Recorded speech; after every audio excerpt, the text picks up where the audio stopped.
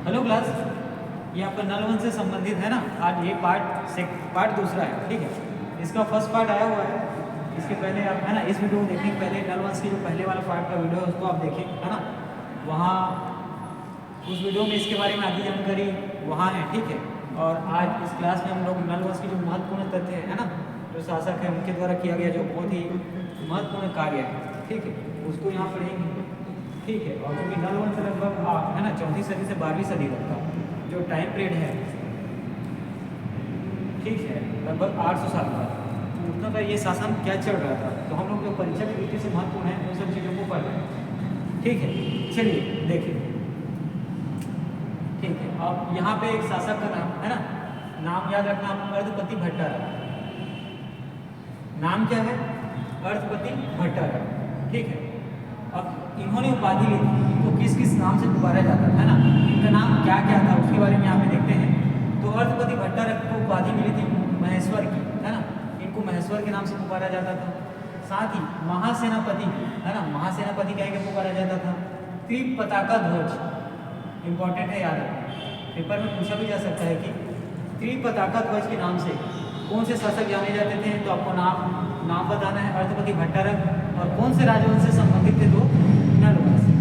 उसी प्रकार यहाँ देखिए नल नृपति विनय, ठीक है, नल नृपति विनय, इस नाम को भी याद रखेंगे, इस नाम से भी जाने जाते थे अर्धपति भट्टारक। इनको इन सब नामों का क्या उपाधि मिला हुआ था, ठीक है। इन सब नामों से उनको क्या किया गया था, नवाजा गया था। चलिए देखिए, अर्धपति भट्टारक की राजधानी, है ना, राजधानी आपको याद रखना है, पुष्करी है, ठीक है।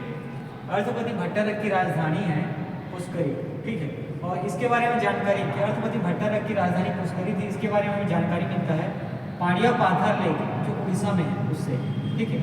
पांड्या, है ना, पांड्या पाथर लेक जो उड़ीसा में है, ठीक है। पांड्या पाथर लेक का संबंध कहाँ है, तो उड़ीसा राज्य से, ठीक है। इससे हमें अर्धपति भट्टारक की राजधानी जो पुष्करी है उसके बारे में क्या मिलती है, तो जानकारी मिलती है। चलिए, और यही एक ताम्रपत्र आप याद रखना, केसरी बेड़ा, ठीक है। केसरी बेड़ा ताम्रपत्र से संबंधित किससे है, तो आप बता सकते हैं अर्धपति भट्टारक से, है ना। अर्धपति भट्टारक जो है नल वंश के हैं, तो आप ये भी कह सकते हैं कि केसरी बेड़ा जो ताम्रपत्र है ये नल वंश से संबंधित है। चलिए देखिए, अब अर्धपति भट्टारक के बारे में, अर्धपति भट्टारक का शासन था, है ना, तो उनके समय का कुछ महत्वपूर्ण चीजें देखते हैं यहाँ पे। चलिए, तो नलों की प्राचीन राजधानी को पुनः परिवर्तित कर पुष्करी भोपालपट्टनम, ठीक है। तो यहाँ पे आप ध्यान देंगे, नलों की प्राचीन राजधानी थी, साथ में नलों की राजधानी आपको देखने को मिली। तो अर्धपति भट्टारक ने क्या किया कि नलों की जो प्राचीन राजधानी है ना उसको पुनः परिवर्तित कर दिया, ठीक है, और पुनः परिवर्तित कर दिया और कहाँ ले गए, पुष्करी भोपालपट्टनम, ठीक है। पहले प्राचीन राजधानी कौन थी, पुष्करी भोपालपट्टनम, उसके बाद इनकी राजधानी बनती है ना।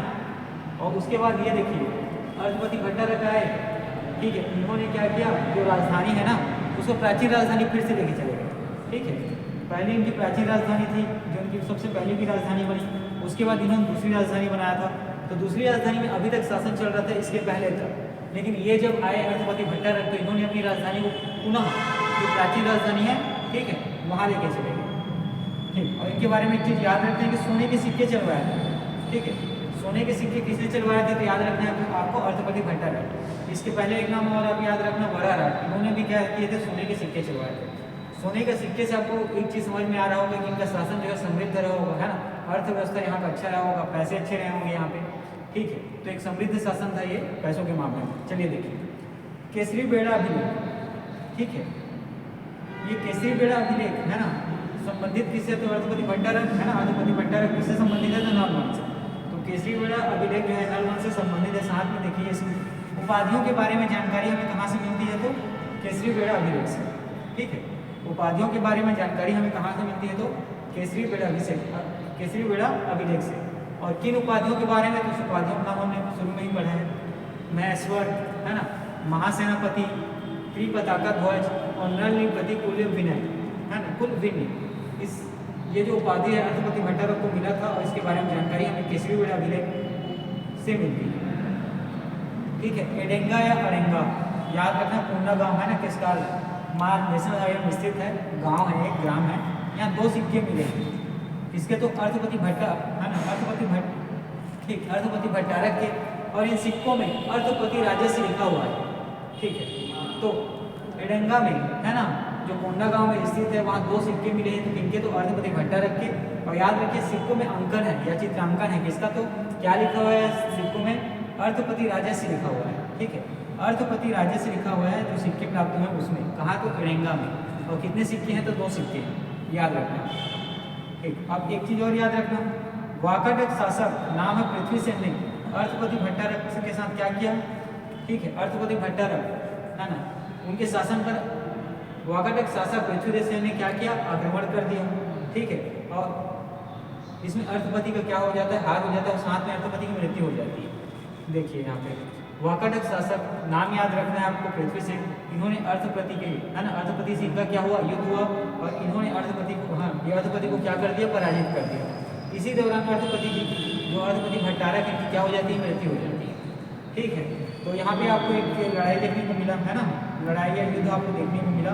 किनके भी? तो वाकाटक शासक पृथ्वीसेन के बीच और साथ में अर्थपति भट्टारक के बीच। इसमें युद्ध होता है, युद्ध में अर्थपति भट्टारक पराजित हो जाते हैं और साथ में उनकी मृत्यु हो जाती है। ठीक, और पृथ्वीसेन द्रुति है ना, पृथ्वीसेन द्रुति ने राजधानी पुष्करी को नष्ट कर दिया। ठीक है, तो युद्ध हुआ, उसके बाद आपको याद रखना है वाकाटक शासक पृथ्वीसेन द्रुति ने राजधानी पुष्करी को नष्ट कर दिया है। ठीक है, ये किसके समय हुआ? तो अर्थपति भट्टारक के समय। ठीक है, वाकाटक के शासक थे पृथ्वीसेन द्रुति, इनका युद्ध होता है अर्थपति भट्टारक के साथ, और उस युद्ध में अर्थपति भट्टारक जो क्या हो जाते हैं? हार जाते हैं, पराजित हो जाते हैं, और साथ उनकी मृत्यु हो जाती है। और युद्ध में उनकी मृत्यु हो जाती है, उनकी राजधानी जो होती है पुष्करी, इसको पूरी तरीके से नष्ट कर देते हैं। कौन? तो वाकाटक शासक पृथ्वीसेन द्रुति। ठीक है, ये है अर्थपति भट्टारक के बारे में है ना, जानकारी है, इसको आप देखिए। ठीक है, इसमें उपाधि, 1-2 उपाधि के नाम आप याद रखेंगे, साथ में इनकी राजधानी आप याद रखना है ना, जो पाणियापाथर लेक और पाणियापाथर लेक, और साथ में जो ताम्रपत्र केसरी है उसके बारे में आप लोग याद रखेंगे। राजधानी को इन्होंने क्या पुनः है ना, प्राचीन राजधानी में क्या किया? शिफ्ट किया। ठीक है, एडंगा एक जगह स्थान, एडंगा नाम की है ना एक जगह है। ठीक है, कोंडागांव के इसका मार्ग में स्थित है, याद रखें। वहाँ 2 सिक्के इनके मिले हैं, साथ ही इनका युद्ध हुआ पृथ्वीसेन द्रुति के साथ। ठीक है, उसके परिणाम के बारे में भी आया। चलिए ठीक है, ये जो बातें हैं ना, ये महत्वपूर्ण बातें हो गई किनके बारे में? तो अर्थपति भट्टारक के बारे में है ना। अब हम लोग आगे बढ़ते हैं स्कंदवर्मन के बारे में। ठीक है, नलवंश पढ़ रहे हैं, अब शासक आया कौन? तो स्कंदवर्मन। ठीक, इनकी राजधानी ये थी पुष्करी भोपालपट्टनम। ठीक है, स्कंदवर्मन की राजधानी में क्या है? तो पुष्करी भोपालपट्टनम, जो अर्थपति भट्टारक की थी है ना, इसको पूरी तरीके से नष्ट कर देते हैं। कौन? तो वाकाटक शासक पृथ्वीसेन द्रुति। ठीक, इसको स्कंदवर्मन आए अर्थपति भट्टारक के बाद है ना, राजधानी थी पुष्करी भोपालपट्टनम। इन्होंने जो नष्ट हुई है ना राजधानी पुष्करी, इसको पुनः स्थापित किया। ठीक है, उसका पुनः निर्माण करवाया। ठीक है, अर्थपति और वाकाटक शासक पृथ्वीसेन द्रुति के मध्य जब युद्ध होता है तो उसमें क्या होता है? राजधानी को जीतने के बाद पृथ्वीसेन द्रुति पूरी तरीके से नष्ट कर देते हैं, है ना, चित्रवित्र कर देते हैं। तो इसके बाद जो शासक आए उनकी मृत्यु के बाद, उनका नाम है स्कंदवर्मन।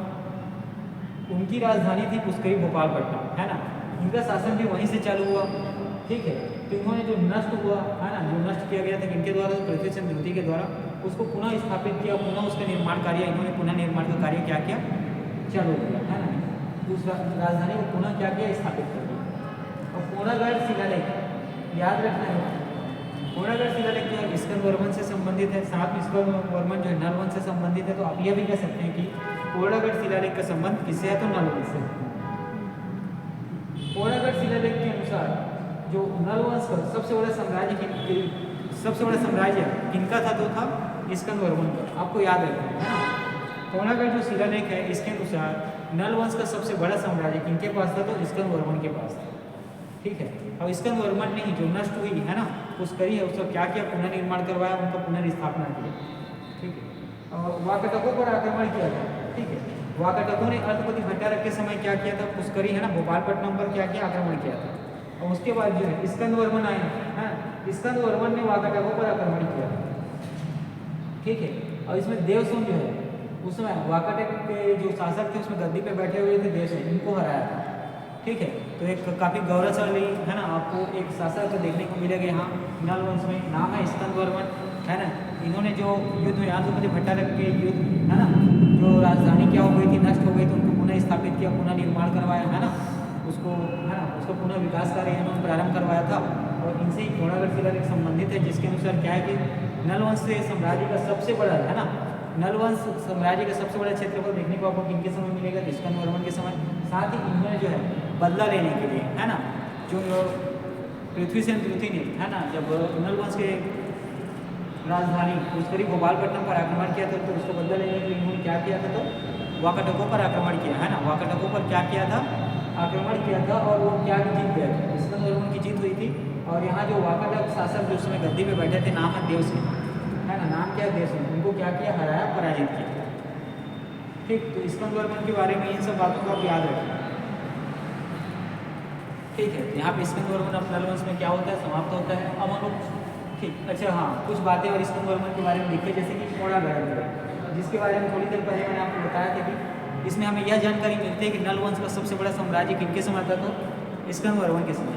चलिए, अब कोणागढ़ अभिलेख से ही हमें एक चीज़ और जानकारी मिलती है कि विष्णु मंदिर बनवाया। ठीक है, विष्णु मंदिर बनवाया, विष्णु मंदिर का निर्माण किसने करवाया था, तो स्कंद वर्मन ने। ठीक है, कोणागढ़ शिलालेख से हमें क्या जानकारी मिलती है कि सबसे बड़े साम्राज्य किसका था, तो स्कंद वर्मन का ही था। और साथ में विष्णु मंदिर का निर्माण करवाया किसने, तो स्कंद वर्मन। एक और चीज़ आप यहाँ पे देखेंगे, अग्रहार जो परंपरा है ना, इसकी शुरुआत ही नलवंशी शासक स्कंद वर्मन द्वारा किया गया था। ठीक है, अग्रहार परंपरा की शुरुआत इनके द्वारा किया गया था, तो नलवंशी शासक स्कंद वर्मन के द्वारा। चलिए, आपका स्कंद वर्मन आज यहाँ हाँ स्कंद वर्मन यहाँ पे अब समाप्त होता है, इसको अच्छे से आप देखेंगे। ठीक है, इसमें 2-3 चीज़ें आप याद रखने की, कोणागढ़ शिलालेख से संबंधित है ना, सबसे बड़ा साम्राज्य इनके बारे में क्या देखने को मिलता है। साथ ही इन्होंने वाकाटकों पर क्या किया, आक्रमण किया है ना, बदला लेने के लिए। ठीक है, तो इन सब चीज़ों को आप पढ़ेंगे। साथ में विष्णु मंदिर का निर्माण करवाया था, जिसमें तो स्कंद वर्मन ने है ना, कोणागढ़ शिलालेख इसके बारे में हमें जानकारी मिलती है। चलिए, यह अब स्कंद वर्मन की बात है। अब स्कंद वर्मन के बाद हम लोग आगे बढ़ते हैं, हम पढ़ते हैं स्तंभराज के बारे में। ठीक है, स्तंभराज। ठीक है, नलवंशी शासक है, आपको याद रखना है सबसे पहले तो। और इनका सिक्का जो हमें मिलता है कुलिया स्थान जो बालोद जिलों में है। ठीक है, नाम याद रखना, स्तंभराज है ना, नलवंशी शासक है। इनका हमें सिक्का प्राप्त होता है, वो प्राप्त कहाँ होता है, तो कुलिया बालोद से। ठीक है, आपको स्थान आपको जगह का नाम है ना याद रखना है। कुलिया कहाँ है, वर्तमान बालोद जिले में। यहाँ से स्तंभराज के क्या प्राप्त हुए, तो सिक्के प्राप्त हुए। और कुलिया भी है ना, ये भी कहाँ आपको देखने को मिलेगा, तो बालोद में ही। इससे हमें क्या जानकारी मिलती है, देखिए कुलिया अभिलेख से कि वेंगी के चालुक्य शासक नाम है कृतिवर्मन प्रथम। ठीक है, वेंगी के चालुक्य शासक नाम है कृतिवर्मन प्रथम ने नल वंश पर आक्रमण किया। ठीक है, स्तंभराज के बारे में इतनी ही बातें आपको याद रखनी है। सबसे पहले बात तो ये याद रखना है कि इनका सिक्का जो मिला है, ये कुलिया मिला है। ठीक है, कुलिया एक स्थान है जो कहाँ है, तो वर्तमान बालोद जिले में है। और कुलिया अभिलेख ये संबंधित किससे है, तो स्तंभराज से। साथ में आप ये भी कह सकते हैं कि कुलिया जो अभिलेख है संबंधित किससे है, तो नल वंश से भी, क्योंकि स्तंभराज क्या है कि नल वंश के शासक है। अब कुलिया अभिलेख से हमें एक चीज़ की जानकारी मिलती है, क्या कि वेंगी के जो चालुक्य शासक हैं नाम है कृतिवर्मन प्रथम। नाम आपको अच्छे से याद रखना है, कृतिवर्मन प्रथम। इन्होंने क्या किया था, तो नल वंश पर आक्रमण किया था। कहने का मतलब यहाँ पे क्या आपको समझ में आ रहा है कि नल वंश पर आक्रमण स्तंभराज के समय किसने किया, तो कृतिवर्मन प्रथम ने किया था। और ये संबंधित है वेंगी के चालुक्य वंश से। ठीक है, ये स्तंभराज के बारे में बात तो हो गई। अब चलिए इसके बाद आगे बढ़ते हैं, हम देखते हैं नंदराज के बारे में। नंदराज के बारे में भी आपको एक ही चीज़ याद रखना है कि वेंगी के चालुक्य शासक नाम है कृतिवर्मन प्रथम। ठीक है, स्तंभराज के समय भी वेंगी के चालुक्य शासक नाम है कृतिवर्मन प्रथम ने क्या किया था, आक्रमण किया था। स्तंभराज के बाद जो अगला शासक आए नाम है नंदराज।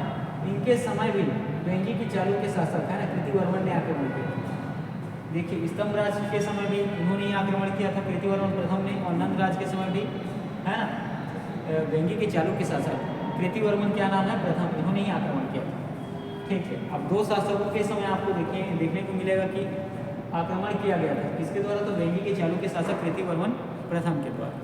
चलिए, अब इसके बाद आगे बढ़ते हैं, देखते हैं अगला आपका शासक है पृथ्वीराज। ठीक है, पृथ्वीराज जो है सबसे पहले आपको याद रखना है कि नलवंशी शासक है। अब ठीक है, राजिम शिलालेख संबंधित किससे है, तो पृथ्वीराज से। साथ में पृथ्वीराज जो है नलवंश के शासक है, इसका मतलब कहने का ठीक है। इसके मतलब आप यह भी कह सकते हैं कि राजिम शिलालेख जो संबंधित किससे है, तो नलवंश से। ठीक है, राजिम शिलालेख संबंधित किससे है, तो नलवंश से। ठीक है, और राजिम शिलालेख से हमें पृथ्वीराज के प्रथम के बारे में पृथ्वीराज के बारे में जानकारी है मिलती है कि कृतिवर्मन प्रथम ने इनके समय में भी, इनके शासनकाल में क्या किया था, तो आक्रमण किया था। ठीक है। पृथ्वीराज है ना, इसके संबंध में जानकारी मिलती है राजीव अभिलेख से। और राजीव अभिलेख में जानकारी क्या मिलती है कि कृतिवर्मन प्रथम ने इनके शासनकाल के समय क्या किया था, तो आक्रमण किया था। यहाँ आप एक चीज़ देखेंगे, स्तंभ राज के समय भी वेंगी के चालुक्य शासक कृतिवर्मन प्रथम ने क्या किया था, नल वंश पे आक्रमण किया था। उसके बाद स्तंभ राज के बाद आए नल राज, इनके शासनकाल के समय भी वेंगी के चालुक्य शासक कृतिवर्मन प्रथम ने क्या किया था, आक्रमण किया था। उसके बाद आया पृथ्वीराज, है ना, इनके समय भी राजिम शिलालेख से हमें जानकारी मिलती है कि कृतिवर्मन प्रथम जो वेंगी के चालुक्य शासक ने आक्रमण किया था। तो इन तीनों को आप अच्छे से याद रखेंगे, स्तंभराज, नंदराज और पृथ्वीराज। इन तीनों के समय एक चीज़ देखने को मिलती है कि क्या नल वंश पे आक्रमण किया गया था इन तीनों के शासनकाल के समय। किसने किया था, तो वेंगी के चालुक्य शासक, नाम आपको याद रखना है कृतिवर्मन प्रथम। एक ही है ना शासक ने इन तीनों के समय क्या किया था, तो आक्रमण किया था। चलिए ठीक, यहाँ तक इन सब बातों को आप समझे, है ना, फिर अच्छे से पढ़ेंगे। अब देखिए यहाँ पर है विलासतुंग, ठीक है। विलासतुंग सबसे पहले याद रखना है कि नलवंशी शासक है। राजिम अभिलेख, ठीक है, राजिम अभिलेख संबंधित किससे है, तो नलवंश से संबंधित है, जिसमें पृथ्वीराज के बारे में यहाँ से कुछ जानकारी हमें मिलती है। अब देखेंगे विलासतुंग के बारे में भी जानकारी हमें राजिम अभिलेख से ही मिलती है, ठीक है। विलासतुंग के बारे में जानकारी हमें राजिम अभिलेख से नहीं मिलेगी, जिसमें देखिए एक समय देखिए 700 से 740 ईस्वी के दौरान लिखा गया है, ठीक है। राजिम अभिलेख कब लिखा गया है, तो है ना, ये 700 से 740 ईस्वी के दौरान लिखा गया। सबसे पहले टाइमलाइन आपको याद रखना है, ठीक। राजिम अभिलेख टाइमलाइन आपको याद रखना है, 700 से 740 ईस्वी के दौरान लिखा गया है, ठीक। अब छत्तीसगढ़ की जो प्राचीन इतिहास का स्रोत जानने की, है ना, जो जानकारी है वो किसमें है, तो राजिम अभिलेख। छत्तीसगढ़ है ना, छत्तीसगढ़ की जो प्राचीन इतिहास है इसके बारे में जानकारी हम कहाँ से मिलती है, तो राजिम अभिलेख से, ठीक है। तो यहाँ पे आप कह सकते हैं कि राजिम अभिलेख जो है छत्तीसगढ़ के जो प्राचीन इतिहास है उसका स्रोत जानने का एक अच्छा क्या है ना, उसका एक अच्छा स्रोत है, जिसके बारे में हमें प्राचीन छत्तीसगढ़ के बारे में जानकारी मिलती है। चलिए अब उपासक देखते हैं। बिलासपुर जो भगवान विष्णु के उपासक थे, ठीक है। इसका मतलब क्या है कि वैष्णव धर्म को मानने वाले थे, वैष्णव धर्म के अनुयायी थे, ठीक है। बिलासपुर जो है भगवान विष्णु को मानते थे, है ना, वैष्णव धर्म को मानने वाले थे। और बिलासपुर में राजिम के प्रसिद्ध मंदिर, नाम है राजेलोचन मंदिर का, 7वीं 8वीं सदी में क्या किया, निर्माण करवाया। बहुत ही इंपॉर्टेंट है, आपको याद रखना है, ठीक है। राजिम के प्रसिद्ध मंदिर, नाम क्या है, राजेलोचन मंदिर। इसका निर्माण 7वीं 8वीं सदी में करवाया, किसने, तो बिलासपुर में, बिलासपुर, ठीक है। इनके बारे में जानकारी हमें राजिम अभिलेख से मिलती है, ठीक है। और ये जो बिलासपुर जो है नलवंशी शासक है, तो आप यह कह सकते हैं कि राजिम के प्रसिद्ध मंदिर, है ना, राजेलोचन मंदिर का निर्माण कौन से वंश द्वारा करवाया गया, तो नल वंश के द्वारा करवाया गया, ठीक है। राजिम के प्रसिद्ध मंदिर राजेलोचन मंदिर का निर्माण कौन से राजवंश से संबंधित है, तो ये नल वंश से संबंधित है, ठीक है। शासक का नाम आपको याद रखना है, बिलासपुर, ठीक है। और राजिम के जो राजेलोचन मंदिर है इसका निर्माण तो बिलासपुर में करवा दिया था, लेकिन जैसे ही समय आगे बढ़ते गया, है ना, इसको जीर्णोद्धार भी करना था, है ना, उसकी मरम्मत का कार्य भी करना था, ये किए थे कलचुरी शासक, नाम आपको याद रखना है, पृथ्वीदेव द्रुति के सेनापति, है ना, जगतपाल द्वारा। ये भी बहुत ही इंपॉर्टेंट है, ठीक है। इस तथ्य को आप याद रखें, ठीक है। निर्माण तो राजेलोचन मंदिर का किसने किया था, तो बिलासपुर में। साथ में उसके बाद जब समय आगे बढ़ते गया है, तो है ना, मंदिर को थोड़ी क्या मरम्मत की जरूरत पड़ी थी, तो उसको जीर्णोद्धार का कार्य किया था कलचुरी शासक पृथ्वीदेव द्रुति के सेनापति जगतपाल द्वारा, ठीक है। तो राजेलोचन मंदिर का जीर्णोद्धार किनके द्वारा किया गया था, तो आपको याद रखना है, कलचुरी शासक पृथ्वीदेव द्रुति के सेनापति जगतपाल द्वारा, ठीक। देखिए ये तो अभी हम लोग बात किसके बारे में कर रहे हैं, तो बिलासपुर के बारे में। अभी बात इतनी हो गई, इसके बाद फिर इनके समकालीन कुछ चीज़ें देखते हैं, है ना।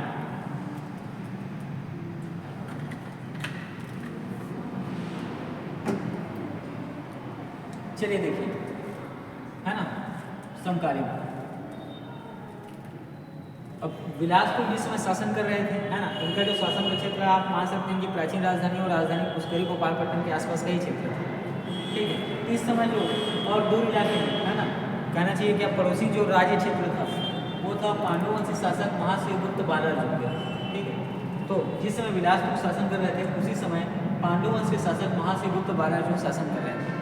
तो ऐसा कभी कभी प्रश्न पूछा जाता है, प्रश्न देखने को मिला है कि समकालीन राजा के बारे में पूछ दिया जाता है किसी भी शासक का, ठीक है। तो बिलासपुर के समकालीन थे, आपको याद रखना है, पांडुवंशी शासक महाशिवगुप्त बालार्जुन, ठीक है। तो बिलासपुर के बारे में आपको एक जानकारी याद रखनी है कि इनके समकालीन कौन थे, ऐसा अगर प्रश्न पूछा जाता है तो आपको बताना है पांडुवंशी शासक महाश्रीगुप्त बालार्जुन। ठीक है, चलिए अब राजिम में देखते हैं हम लोग, है ना। राजिम में हम लोग राजिम अभिलेख देखा और उसका निर्माण का समय भी देखते हैं 700 से 740 के दौरान। अब देखिए राजिम में हमें प्रस्तर अभिलेख भी देखने को मिलता है। ठीक है, राजिम में क्या तो प्रस्तर अभिलेख भी देखने को मिलता है, और इस प्रस्तर अभिलेख में हमें 3 जो नल वंश के शासक हैं उनके बारे में क्या जानकारी मिलती है। नाम है पृथ्वीराज, विरूपाक्ष और बिलासपुर। ठीक है, इन सब के बारे में हम लोग इसके पहले पढ़े हैं। ठीक है, आप पहला वीडियो देखिए, ये आज के नल वंश का है ना, पार्ट 2 और साथ में अंतिम वीडियो। ठीक, तो अब राजिम के जो प्रस्तर अभिलेख है उसमें हमें नल वंश के 3 शासकों के बारे में जानकारी मिलती है। नाम है पृथ्वीराज, विरूपाक्ष और बिलासपुर। ठीक है, तो राजिम के जो प्रस्तर अभिलेख है उसमें 3 राजाओं के बारे में जानकारी मिलती है हमें, पृथ्वीराज, विरूपाक्ष और बिलासपुर। ठीक है, और राजिम लोचन मंदिर का जैसे कि निर्माण किसने करवाया, उनका नाम मैंने थोड़ी देर पहले आपको बताया था, बिलासपुर में। तो आपको याद रखना है कि ये राजिम लोचन मंदिर जो है ये पंचायत, हाँ ठीक है, पंचायतन शैली में निर्मित है। ठीक है, जो राजिम लोचन मंदिर है ये पंचायत शैली में निर्मित है। ठीक है, पंचायतन शैली में क्या है तो निर्मित है। आपको अच्छे से याद रखना है कि राजिम लोचन मंदिर की कभी पूछी जाएगी कि कौन से शैली में निर्मित है, तो आपको बताना पंचायतन शैली में निर्मित है। और राजिम लोचन मंदिर जो है भगवान विष्णु का मंदिर है। ठीक है, राजिम लोचन मंदिर जो है भगवान विष्णु का मंदिर है, आपको याद रखना है। जो राजिम लोचन मंदिर किसका है तो भगवान विष्णु का मंदिर है, ये आपको याद रखना है। दूसरी चीज़ आपको यहाँ से, ठीक है, बिलासपुर जो शासक है उसी से आपको जानकारी मिलेगी कि मंदिर किसका है, क्योंकि बिलासपुर जो है किसके उपासक थे तो वैष्णव धर्म के उपासक थे, है ना, भगवान विष्णु के उपासक थे। तो आपको इसको ये चीज़ समझ में आ जाएगा कि ये तो जो मंदिर निर्मित किया जाएगा वो विष्णु भगवान से ही संबंधित हो। ठीक है, तो राजिम लोचन मंदिर जो है विष्णु मंदिर, आपको याद रखना है, वैष्णव मंदिर।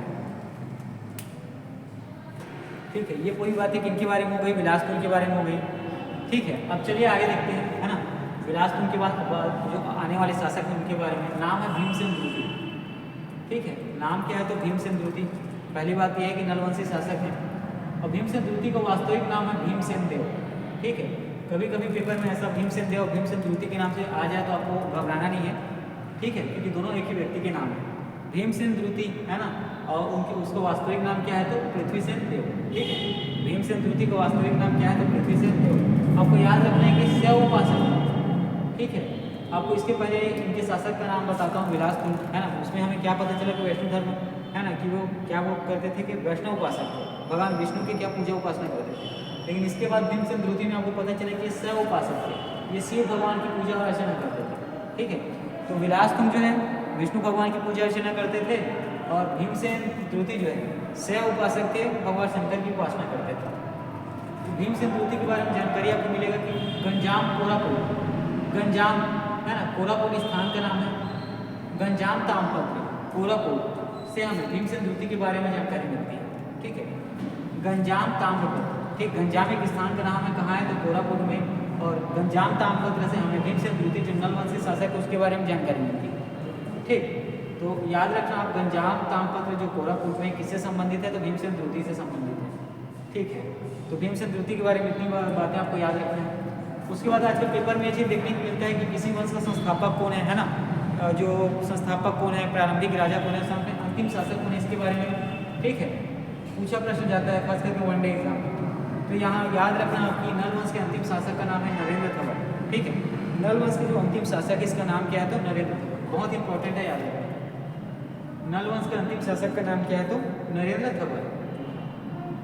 ठीक है, अब नल वंश का देखिए यहाँ पे, है ना, नल वंश हो गया, इनका जो समय था 34 से 12वीं शताब्दी तक था। ठीक है, अब नल वंश के बाद आगे, है ना, आगे समय में कोई अगला राजवंश आएगा यहाँ पे शासन करने के लिए। तो ठीक है, नल वंश के बाद आपको इस क्षेत्र में सोमवंशी शासक और नागवंशी शासक के बारे में जानकारी मिलेगी। ठीक है, तो जैसे ही नल वंश का शासन यहाँ पे समाप्त होता है, आपको यहाँ पे सोमवंशी शासक और नलवंशी शासकों का जो शासन है देखने को मिलेगा। ठीक है, चलिए अब एक चीज़ याद रखना, कोंडागांव के पास एक जगह है, नाम है नलवाड़ी ग्राम। ये नल वंश से संबंधित है ना, ऐसा प्रश्न पूछा गया, आप ध्यान रखेंगे कि कोंडागांव के पास एक गांव का नाम आपको याद रखना है, नाम है नलवाड़ी ग्राम। ठीक है, नलवाड़ी ग्राम ये नल वंश से संबंधित है। ठीक, अब चूंकि इनका शासन जो है लगभग 8 सदी तक चला, तो देखिए इसमें मांडलिक, जो मंडल पुरुष को मांडलिक कहा जाता था। नल वंश में जो मंडल पुरुष है उनको क्या कहा जाता था तो मांडलिक कहा जाता था। ठीक है, नल वंश में मांडलिक के नाम से मंडल पुरुष जाने जाते थे। उसी प्रकार नल वंश में 1 लाख गांव के अधिपति को महामंडलेश्वर कहा जाता था। ठीक है, आपको याद रखना है इंपॉर्टेंट चीजें हैं यहाँ पे कि 1 लाख गांव का अधिपति को नल वंश में क्या कहा जाता था, तो महामंडलेश्वर। ठीक है, 1 लाख गांव के अधिपति जो है महामंडलेश्वर के नाम से जाने जाते थे। उसी प्रकार जो प्रशासनिक सलाहकार समिति थी उसको महागोष्ठ कहा जाता था। ठीक है, नल वंश में जो प्रशासनिक सलाहकार समिति है उसको महागोष्ठ कहा जाता था। ठीक है, और नल वंश के जो मंत्री हुए प्रेगणा कहलाते थे। ठीक है, नल वंश के जो मंत्री है वो प्रेगणा कहलाते थे, आपको याद रखना है। ठीक, अब नल वंश के बारे में है ना सोने के सिक्के जारी किए गए थे। अब वर्धपति भट्टारक जिनके बारे में आप लोगों ने अभी पढ़ा है ना, और भवदत्त वर्मन और गोरारा जिनके बारे में हमने पिछले वीडियो में पढ़ चुके हैं। तो नल वंश है ना में सोने के सिक्के जारी किए गए थे, याद रखना है, गोराराज, अर्धपति भट्टारक और भवदत्त वर्मन के द्वारा। ठीक है, बहुत ही इंपॉर्टेंट है सोने के सिक्के जो है ना, सोने के सिक्के तभी जारी जो होंगे जब उनका शासन क्या है, समृद्ध होगा, है ना। पैसों के मामले में यहाँ पे एक अच्छा आपको क्या अर्थव्यवस्था देखने को मिलेगा। ठीक है, तो यहाँ पे आपको देखना ये है कि सोने के सिक्के किन शासकों के द्वारा जारी किए गए, तो गोराराज, अर्थपति भट्टारक, और हम मिलते हैं कि नल वंश का अंत कैसे होता है ना। तो आपको याद रखना है कलचुरियों के द्वारा। ठीक है, ये जो नल वंश है ना, इनके शासन का अंत किसके द्वारा हो, तो कलचुरियों के द्वारा। इनके साथ युद्ध होता है और ठीक है नल वंश पूरी तरीके से क्या हो जाता है, समाप्त हो जाता है। देखिए नल वंश पहले ही दो यहाँ पे आपको देखने को मिलेगा कि कीर्तिवर्मन है ना, जो वेंगी के चालुक्य शासक थे, इनके समय भी लगभग 3 शासकों के समय क्या हुआ था, आक्रमण हुआ था। तो यहाँ से भी इनकी जो केंद्रीय शासन है ना, साथ में सैन्य शासन क्या यहाँ से कमजोर पड़ गई थी। उसके पहले भी आपको वो अर्थपति भट्टारक के समय युद्ध देखने को मिलता है, जिसमें वाकाटक शासक पृथ्वीसेन ने क्या किया था, आक्रमण किया था और राजधानी को पूरी तरीके से नष्ट कर दिया था। तो यहाँ पे युद्ध का आपको वो सिलसिला देखने को मिलता है ना।